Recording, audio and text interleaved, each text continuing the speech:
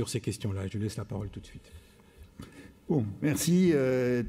Tout d'abord, je vais surtout d'ailleurs pas poser des questions qui m'ont été suggérées par les interventions. Je vais commencer par les trois brillantes interventions de nos collègues turcs.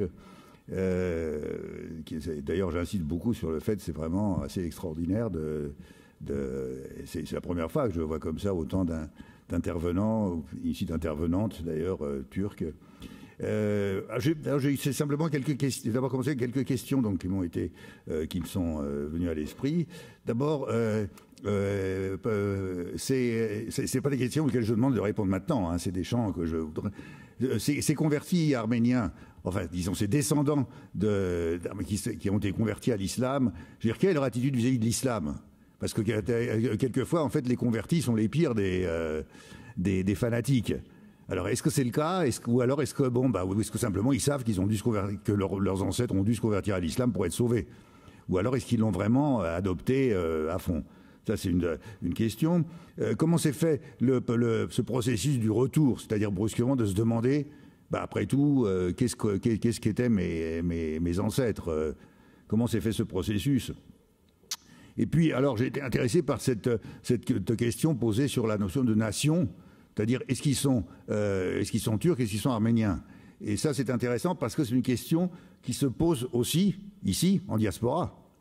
Hein, et c'est un Arménien comme moi, disons, la première génération née en France d'enfants de rescapés du génocide, est-ce qu'on est français, est-ce qu'on est arménien? Hein, c'est une question qui se pose, mais dont la réponse est peut-être différente en Turquie et en diaspora. Une autre analogie avec la diaspora, c'est au sujet de ces enfants qui veulent savoir. Comme l'a dit donc Mme Kainard, ces enfants qui veulent savoir. Et parce que là aussi, il y a beaucoup de similitudes. Ici, pour des raisons différentes, beaucoup de nos... Bon, je parle donc de ma génération, quoi. Il y en a d'autres dans de la salle. Hein. Beaucoup de nos parents, en fait, n'ont jamais voulu parler du génocide, de ce qu'ils ont subi. Mais c'est pour d'autres raisons. C'est pas par peur. C'est simplement pour que leurs enfants ne soient pas traumatisés. C'est tout à fait différent. Et ça, donc, c'est des comparaisons intéressantes à faire. Donc là, il y a une similitude, mais il y a aussi des différences. Une autre différence, c'est que, par exemple, il n'y avait pas la notion de peur. Nos parents auraient très bien pu nous parler de ce qu'ils ont vécu sans avoir la peur de quoi que ce soit. Mais beaucoup ne l'ont pas fait. D'ailleurs, j'ai toujours été frappé par le peu de récits de survivants du génocide en diaspora. Il y en a, mais il y en a très peu. Et je vois autour de moi. Donc ça, ce sont des... Et puis, alors, il y a des questions au sujet du négationnisme turc. Alors, c'est intéressant de faire une sorte de variation, une courbe de variation. Là, comme le président a dit, c'était ma première vie qui ressort. Là, une courbe de variation du négationnisme turc. Parce que, je vais juste donner un exemple. Je vais régulièrement à l'office de tourisme turc, avenue Champs-Élysées, pour demander leur carte touristique. Et c'est très intéressant de voir, parce qu'ils ont la liste des civilisations anatoliennes, et pour chaque site, avec des lettres qui correspondent aux civilisations. Dans cette liste des civilisations, alors jusqu'aux dernières cartes que j'ai, il y a une douzaine de civilisations anatoliennes, dont évidemment l'arménienne n'existe pas. Alors par exemple, quand vous voyez Ani, vous avez trois lettres, romain, byzantin, turc. Pour Ani. Bon. Et pour Artamal, alors c'est byzantin et puis site touristique. Enfin voilà. Bon. Or, là, ça fait à peu près 1 an que j'y passe ou que j'appelle. Eh bien, ils me disent à chaque fois régulièrement, on n'a toujours pas reçu les cartes touristiques turques. Alors, je ne sais pas s'ils ont reçu maintenant. La dernière fois que j'ai appelé, c'est peut-être il y a 1 mois. Et je crois que maintenant que ce problème de maintenant, comme il a été dit à plusieurs reprises, maintenant on parle d'Arménien. Tout le monde, on n'a plus peur. Alors, est-ce qu'ils vont continuer à faire des cartes touristiques comme ça en ignorant? Et sinon, moi, je crois que c'est ça la raison pour laquelle il n'y en a pas encore. Parce que, ils savent pas quoi faire, en fait. Ils savent pas quoi faire. Donc ça, c'est assez intéressant. Je voulais l'appeler encore hier, puis j'ai oublié. Mais je ne sais pas où on en est maintenant. D'autre part, alors un autre aspect du négationnisme turc, c'est toujours le principe jusqu'où on peut aller trop loin. Alors, dans les trois exemples successifs, dans les années 40, donc, la Turquie a demandé le rapatriement des cendres de Talat Pacha. Hein, et ils ont érigé un mausolée sur la colline de la Liberté, en face de l'hôpital Florence Nightingale, rien que ça. Hein. Bon, il n'y a pas eu de réaction. Bon.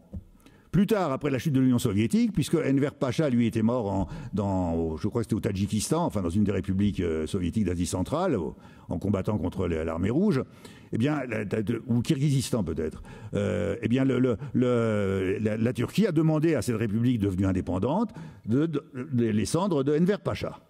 Bon, ça s'est fait, comme par hasard, en août 96, je me souviens, discrètement, un mausolée en face de Talat.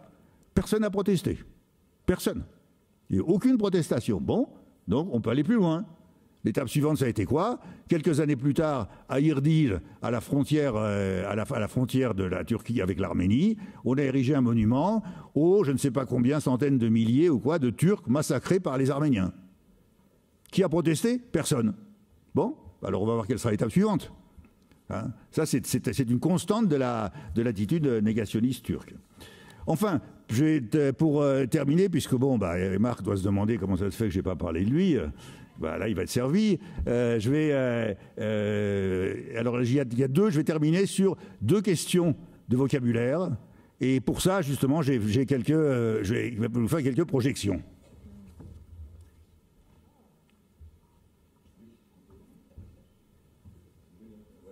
Ça y est, merci. Bon, alors comment je fais là pour le... Excusez-moi, moi je ne suis pas la génération ordinateur. Moi, j'appuie là-dessus pour commencer ou pour projeter la première? I can do it for you. Why don't you sit?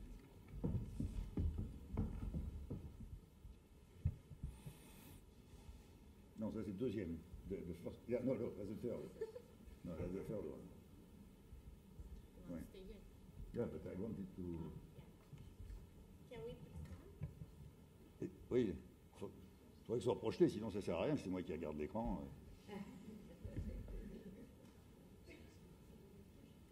Je vais commencer par dire quand même la première question de vocabulaire, c'est, alors vous allez voir la projection de la phrase de la loi du 29 janvier 2001. Ah bah oui. Attendez, oui, mais... Allez.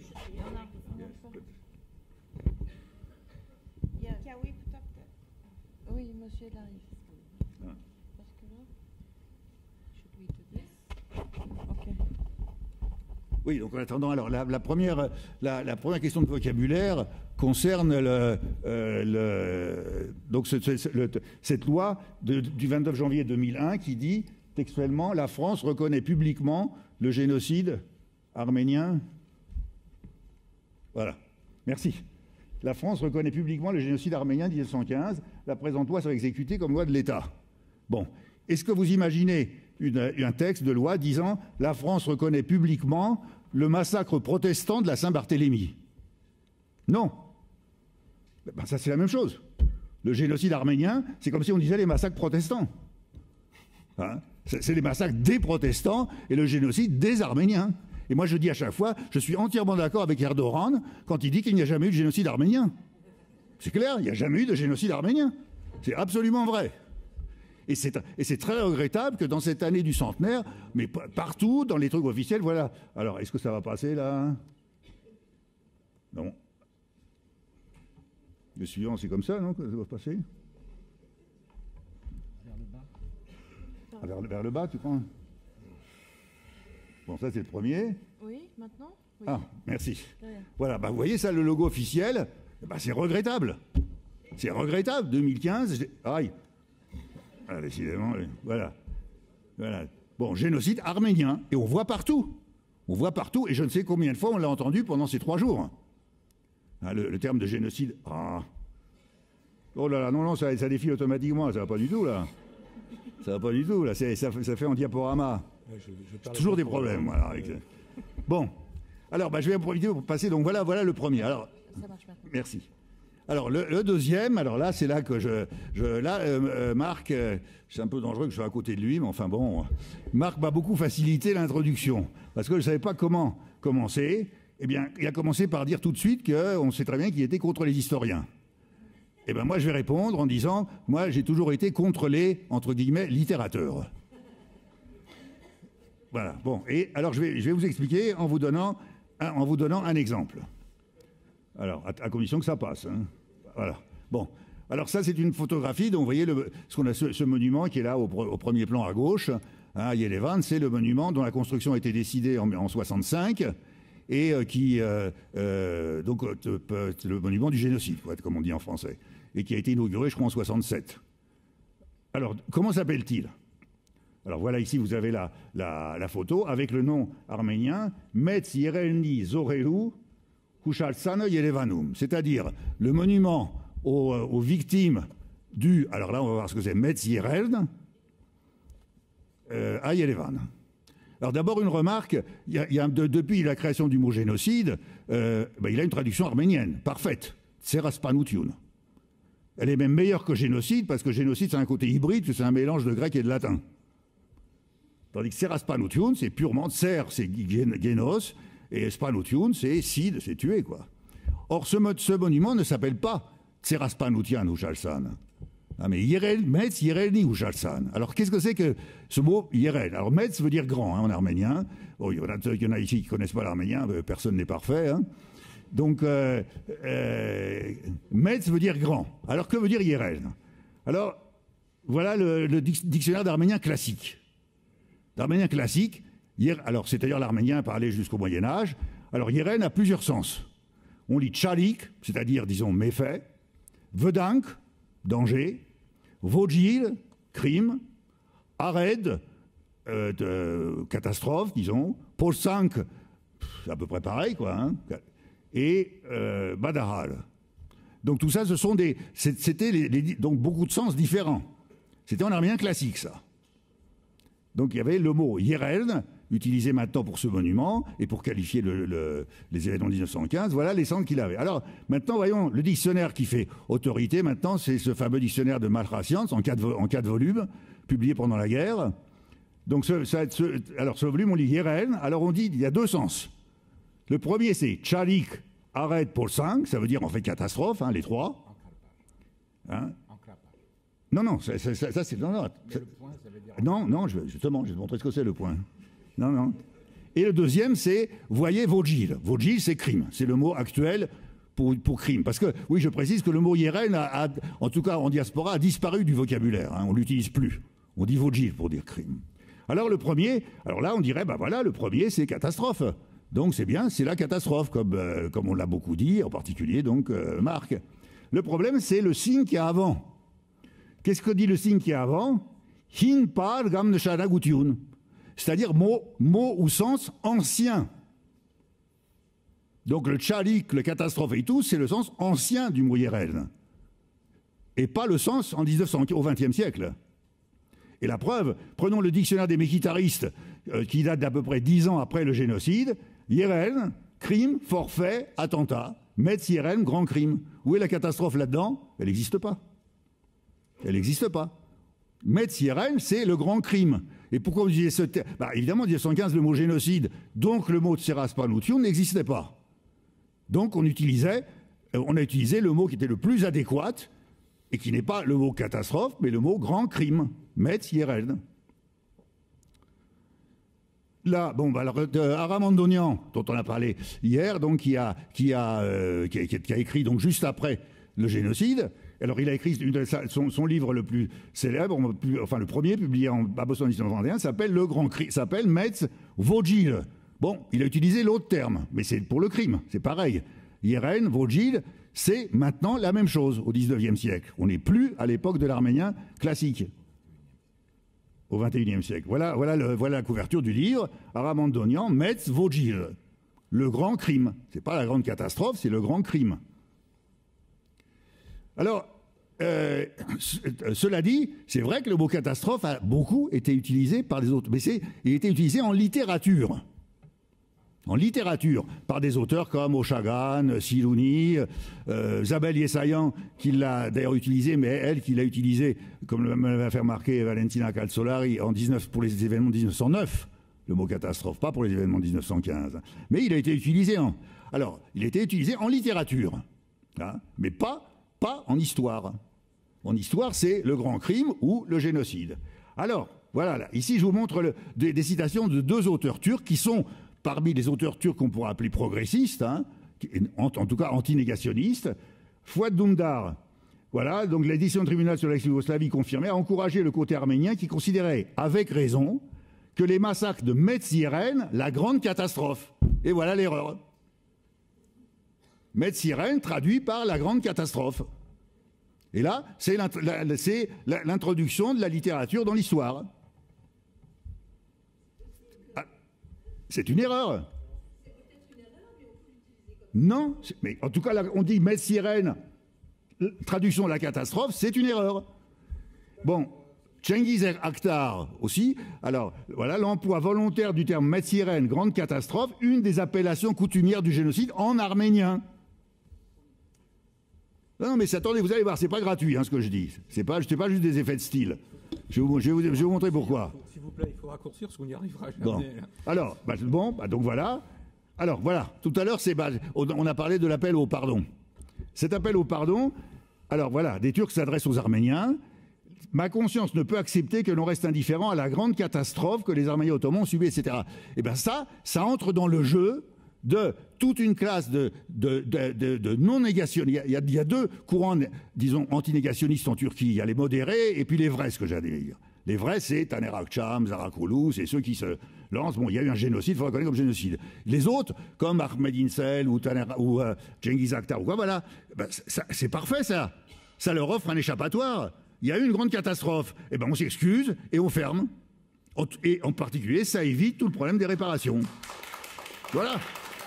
Ça fait l'affaire aussi d'Obama. Monsieur Obama, qui avait parlé de génocide quand il était candidat, maintenant tous les ans, c'est la grande catastrophe. La catastrophe, voilà. Autrement dit, cette intrusion du littéraire dans l'histoire donne des armes à tout ce courant, bon, qui a un certain courage, hein, je précise, mais tout ce courant anti-négationniste en Turquie, ce que j'appellerais anti-négationniste modéré. Ça leur donne des armes. Voilà, autre exemple. Un extraordinaire film, j'avais plus que 3 images, hein. Un extraordinaire film allemand qui est sorti en 2010 sur le génocide, c'est ce qu'on a fait de mieux à mon avis, certains d'entre vous ont dû le voir. Son seul défaut, comme je dis toujours, c'est son titre. Son seul défaut, c'est son titre. Parce que l'auteur qui est allemand, eh ben, comme la plupart des Arméniens ne savent pas le sens du mot Yérez, puisqu'il a oublié, eh ben, il calque sur la Shoah. La Shoah, c'est la catastrophe, donc Yérez, ben, ça doit être la catastrophe. Et du coup, cette erreur de traduction a été retraduite en arménien. Et on a traduit catastrophe par arrête. Et ben ce film, et dans le film, il est dit explicitement que les Arméniens appellent le génocide arrête. C'est le seul défaut du film. Voilà, et je terminerai par 2 extraits de Marc, de son article là, dans le livre. Et vous voyez sans doute cette figure si particulière qui hante les imaginations dans l'après-coup sans fin de la catastrophe, de l'événement aujourd'hui considéré comme génocidaire. Bah, je m'excuse, je ne suis pas d'accord du tout avec cette formulation. Et enfin, le dernier, toujours de Marc, pour cette raison, la volonté génocidaire du perpétrateur s'est transformée pour la victime et pour les survivants en catastrophe. Voilà pourquoi catastrophe arrête en arménien, ce qui est vrai, est le nom propre de l'événement et qu'il ne saurait pas y en avoir d'autres. Et là, je ne suis pas d'accord non plus. Donc, pour conclure, il n'y a jamais eu de génocide des Arméniens, il n'y a jamais eu de génocide arménien et il n'y a jamais eu de catastrophe. Il y a eu un génocide des Arméniens qui s'est appelé le grand crime jusqu'à l'invention du mot génocide et qui maintenant s'appelle génocide. Voilà. Donc laissons la catastrophe à la littérature.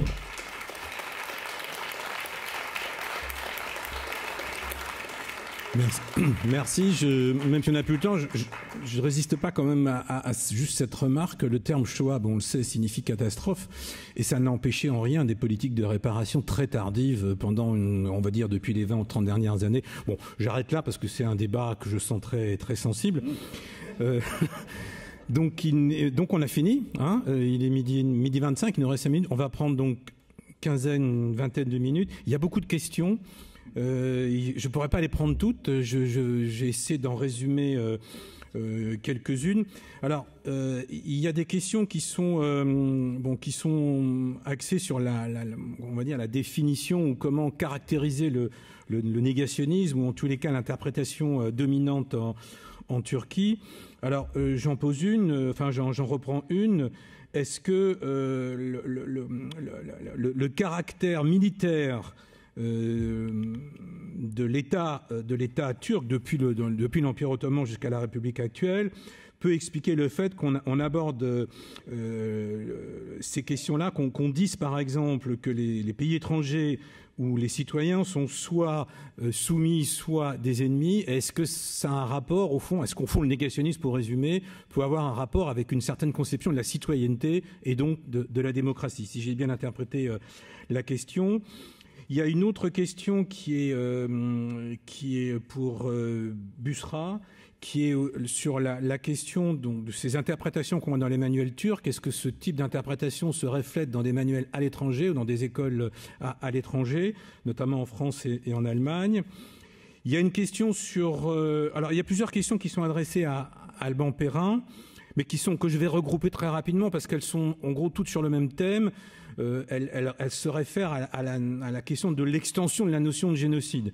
Bon, il y a une question sur, parlez-vous de la question des gitans? Est-ce qu'on peut parler de génocide culturel? On mentionne même Charlie Hebdo. Bon, je crois que là, on arrive vraiment à l'extrême limite de la définition du génocide. Et puis, mais ça, je pense que la réponse est positive. Est-ce que vous citez Lemkin dans votre cours? Je pense que oui. Enfin bon, mais cette idée quand même très caractéristique, ces questions. Dès qu'on aborde les questions de génocide, il y a toujours un manque. Hein, quelle que soit l'audience, d'ailleurs, il y a toujours un manque. Il y a un manque qui s'exprime. Jusqu'où va-t-on englober cette notion de génocide? On en revient à ce qu'on disait tout à l'heure. Il y a également une question sur peut-on situer la littérature arménienne dans la littérature de la culpabilité des rescapés et celle de la zone grise? Là, on en vient à une autre dimension qui a été absolument centrale dans l'analyse des témoignages et des survivants pour la Shoah. Est-ce qu'elle s'applique et dans quelle mesure à la littérature arménienne?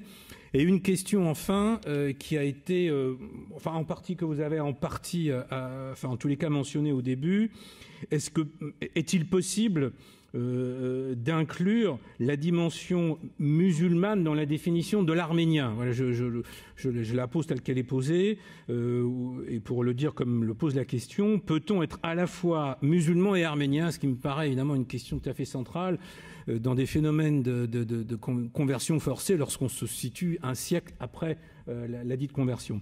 Voilà. Et puis il y a d'autres questions qui faisaient référence à la séance d'hier, mais que je ne peux pas prendre là parce qu'on n'a vraiment pas le temps et que ce ne serait pas possible de mélanger un peu les sessions. Voilà. Je laisse les réponses ouvertes. J'accorde, je ne sais pas, 5 minutes à peu près à chacun des intervenants. Et après, on va clore. Alors, qui veut commencer? You want? Yeah. Thank you. Well, of course, oui, the military nation of Turkey la nature militaire de la Turquie est quand même liée directement à la démocratie parce que la définition du peuple ou la classification du peuple comme des sujets et des ennemis montre que l'idée de participation et de représentation en tant que citoyen n'est pas naturellement incorporé, ancré. C'est lié directement à la démocratie. Et en ce qui concerne les livres de classe dans d'autres pays, je sais que dans beaucoup d'autres pays, le nationalisme prévaut dans beaucoup de livres de classe. Cependant, quand j'ai fait des recherches en comparant les livres de classe, c'est très utile de comparer les livres de classe, d'histoire en particulier. Nous l'avons fait. Il y a 13 ans, on s'est livré à des recherches sur les livres de classe grecs, les amis grecs, avec des amis grecs qui sont des professeurs d'histoire, des politologues en Grèce. Et nous avons édité un livre. Ce que nous avons fait, nous avons comparé ces livres de classe avec la collaboration de 12 professeurs d'histoire des écoles. Ce projet a duré 2 ans et ça a été très utile comme moyen de réconciliation et pour trouver un consensus. Et on pourrait faire la même chose avec la République arménienne. On pourrait faire la même chose avec la République arménienne.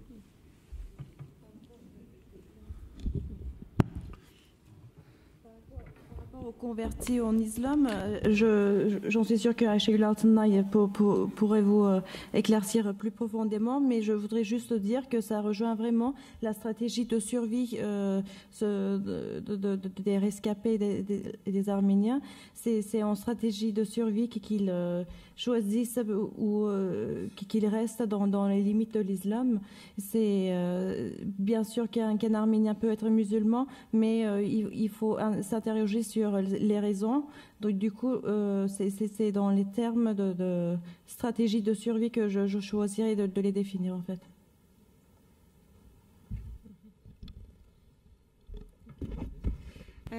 Can we put my PowerPoint up again? Est-ce qu'on peut remettre mon PowerPoint à l'écran, s'il vous plaît? Est-ce qu'on peut mettre mes diapos de Maybe can you say this in French? À l'écran? Est-ce qu'on peut mettre le PowerPoint, s'il vous plaît, de Madame Altınay? I don't think they see us. Ils ne nous voient pas. Okay, I don't think they see us. Ils ne nous voient pas là. Anyway, no, I mean they need to change the switch from there. Il faut le connecter l'ordinateur. Because I wanted to share, I think, in response to the questions that have to do with education. Oh, yes, thank you. Voilà I wanted to share a number of cases of raising the issue. I mean, there is official denialism, and the official education is along the lines of what Lucia Hassan described. But outside of that, there are a number of initiatives that have been educating all of us really about what happened to Armenians before, during, and after 1915. And I was talking about gender. There will be a major international conference on gender in Berlin in June. So if anybody is interested. And there have been a number of conferences in Turkey itself, and this year too there will be quite a few events that will tackle genocide of the Armenians from different perspectives. We've been organizing the Hrant Dink Memorial workshops every year, for instance, and the WATS conference, the workshop of Armenian Turkish scholars, will be meeting in Turkey in October. There are a number of exhibition events, so art has become another space to debate and negate the negationism, so to speak, to create an alternative memory and pedagogical sites about the genocide of the Armenians. And one exhibit that we held in Istanbul last September is now in Vienna, so if anybody happens to go to Vienna in the next week or so, you can see it there. Sivina Dermagradichan is one of the artists, Hera Büyüktaşcan, and some of the other works by the Turkish artists address the question of genocide alongside the question of the Kurds. There's now a new memory of Zabel Yeseyan that's emerging. As you know, she was the only woman that was in the blacklist of Armenian intellectuals on April 24, both in Turkish and in English. The groundbreaking collection by Larnaik Mikçoğlu and Melisa Bilal on 5 Armenian feminist writers from the Ottoman era, including Zabel Yeseyan, has been in circulation for a long time, and we've learned a lot from their research. And now Aras Publishing House is publishing in Armenian and in Turkish, with Martin Shanyan's introduction, the works by Zabel Yeseyan. And there's this amazing website called the Women's Museum of Istanbul that's trying to create an alternative memory of Istanbul that doesn't begin with the Republic or with the Ottoman Empire, that goes back to, you know, the history of Istanbul, Constantinople, as we know it. And Zabel Yeseyan, for instance, on that website is recognized as the first Ottoman Armenian socialist feminist pacifist female writer, along with other Armenian women who have contributed to the history of Istanbul. I had some further references here about gender, and I also wanted to mention a very important initiative of the Hrant Dink Foundation, the History and Memory Research Fund, which since 2010 has brought together a lot of young and more senior scholars who are doing cutting-edge research on survivors. sur les survivants et sur ceux qui ont sauvé, les justes, quoi, ceux qui ont sauvé les survivants et ceux qui ont survécu à cette grande lutte. Et il y a 15 jours, on a eu une conférence étonnante à Istanbul et un livre a été édité en turc sur la conscience et la responsabilité du génocide arménien. Donc si vous faites des recherches sur le processus de survie, je vous invite à prendre contact avec la Fondation. Nous avons reçu 29 demandes et ça a été difficile de choisir quel chercheur soutenir. Tant il y a eu des demandes. Donc il y a beaucoup plus de recherches qui nous inspirent beaucoup. Et il y a d'autres lieux dans lesquels les gens se retrouvent pour partager heavyweight that we've been talking about for the past 3 days. There was a specific question about about Islam. I mean, there are lots of questions that I think we should all be discussing, but there's no time. But the question about fanaticism, religious affiliation, I would like to address specifically. One thing that really struck us as we were doing the research was the amazing diversity with which the children and grandchildren dealt with this heritage of having Armenian grandmothers or grandfathers. And it's incredibly diverse the way they identify themselves, the way they relate to that memory, and so on. There can be brothers and sisters, for instance, some of whom are devout Muslims, others are atheists or agnostic. Some of them, and they come from all classes of society, really. So we have interviewed people from families that have sheikhs, that come from really religious families, parliamentarians, writers, professors, journalists, nurses, cleaning workers. I mean, literally, the grandchildren of the Islamized Armenians can be found in every walk of life. They can be among the devout Muslim believers and sometimes politicians and activists, and they can be among et on les retrouve parmi political spheres. They can be conscientious objectors, des objecteurs de conscience, des feminists, anti-war activists. So really across the political spectrum, across religious belief. Some of them convert to Christianity. Se sont convertis au christianisme. Continue to be Muslims in their own different ways.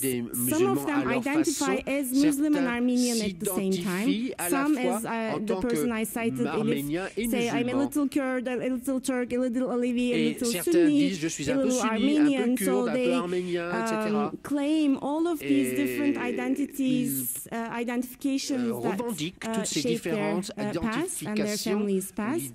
So there's really a great diversity of identifications, and I think it's very important for us scholars to be attentive to this great diversity and not to impose our own categories over this quite heterogeneous sur ce groupe très hétérogène. Je donne la parole pour une dernière intervention, sauf s'il y a des remords. Vous voulez intervenir?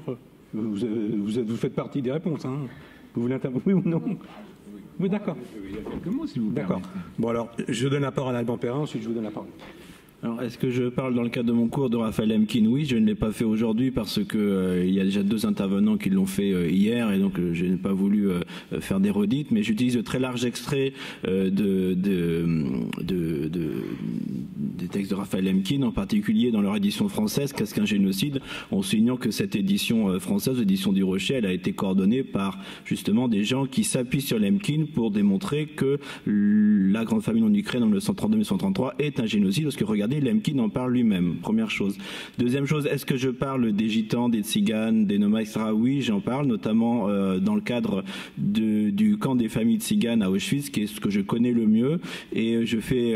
mais là encore, il me semble semble que la question des tziganes est précisément un bon exemple pour montrer que si on pose le terme génocide comme un a priori, on s'interdit de voir la singularité de cet événement.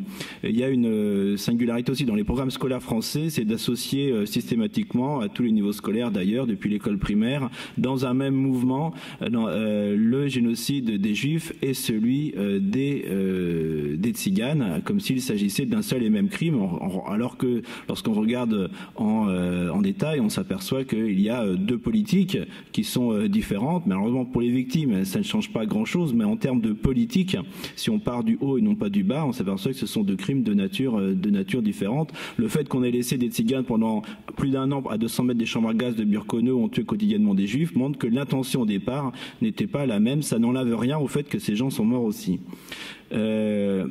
Et enfin, sur la question et sur le terme, sur le génocide des Tziganes aussi, ce qui est intéressant, c'est que si on fait encore le lien avec la définition juridique de 1948, et là je m'appuie sur ce que dit l'historien Gunther Levy dans son livre La persécution des Tziganes sous le Troisième Reich, c'est que lui, il n'est pas très fervent pour utiliser le terme génocide en ce qui concerne la politique menée par le Troisième Reich contre les Tziganes, mais il dit lui-même que d'un strict point de vue juridique, le fait qu'il y ait eu une politique systématique de stérilisation forcée sous le Troisième Reich suffirait à démontrer juridiquement que c'est un génocide à cause du petit d, c'est-à-dire une mesure visant à entraver les naissances. Menée donc dans l'intention de détruire un groupe ou tout en partie. Donc juridiquement, c'est indubitablement un génocide. Enfin, sur la question du génocide culturel, je ne parle pas de génocide culturel parce qu'un génocide est forcément culturel. Un génocide, et là encore on renvoie à Raphaël Lemkin, un génocide c'est la destruction d'un peuple et de sa culture. Voilà, et j'utilise pour aborder la Shoah, montrer ce qu'est en profondeur un génocide, non pas les images d'entassement des corps à la libération de Bergen-Belsen, qui ne sont pas les photographies d'un génocide, mais au contraire, une photographie que j'ai faite en 2009 dans une petite ville de Pologne qui s'appelle Jauszyce, c'est la photographie, d'une synagogue en ruine qui montre et sur laquelle il n'y a personne, et qui montre qu'on a détruit un peuple et on a aussi détruit sa culture et il ne reste que des fragments épars de patrimoine culturel. Et j'utilise pour essayer de me sortir de cette définition problématique du terme génocide une formule de Vassili Grossman dans l'Ukraine sans juifs en 1943. Il écrit c'est le meurtre de l'âme et du corps d'un peuple. Et bien cette formule, le meurtre de l'âme et du corps d'un peuple, me paraît exactement les mots dont nous avons besoin pour définir les crimes dont on parle. Merci. Marc Nichanian. Ok. Je ne vais pas répondre à Claude Moutafian. Hein. Je viens de publier... Tu pas à ça, hein. Non. Bien sûr. Je viens de publier un livre qui s'appelle Le sujet de l'histoire, qui n'est pas encore en librairie probablement.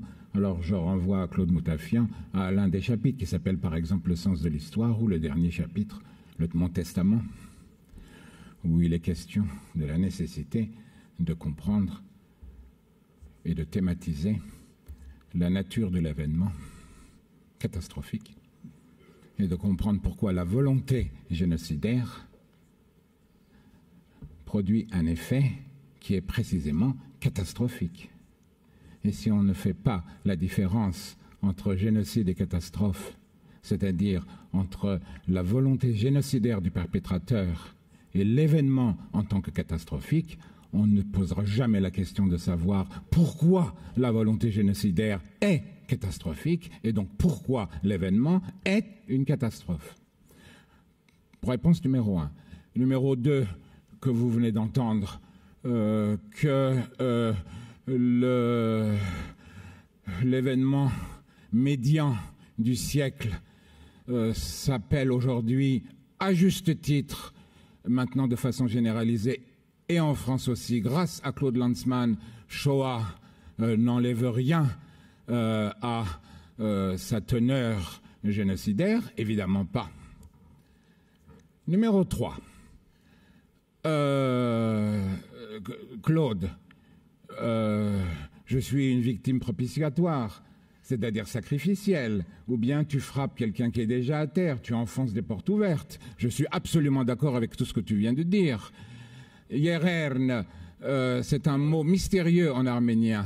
Parce que le premier grand usage qui en a été fait, si tu permets, c'est immédiatement en 1909, où l'événement a été, pour les Arméniens, Yerern. Et donc, très clairement, pogrom.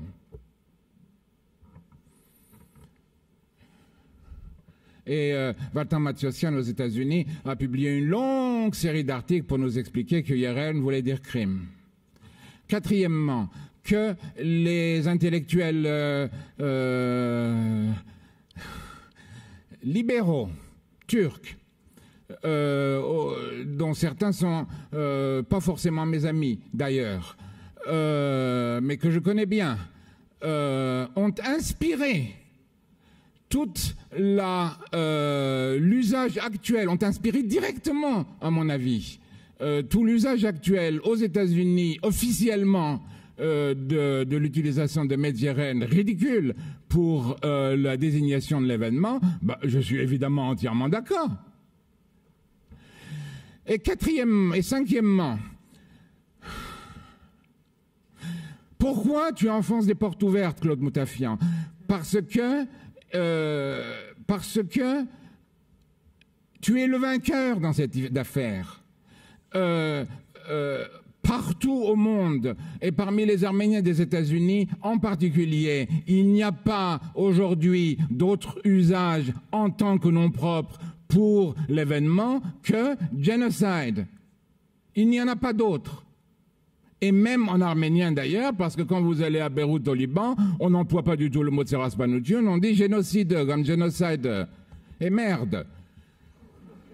Et donc, Ared est bien sûr l'unique nom propre pour l'événement, mais ce n'est pas le nom propre actuel, c'est le nom propre pour l'événement à venir, bien entendu, au bout du temps. C'est-à-dire quand s'ouvrira pour nous, je l'ai écrit, je le répète, en toutes lettres, le temps du pardon. Je vous remercie.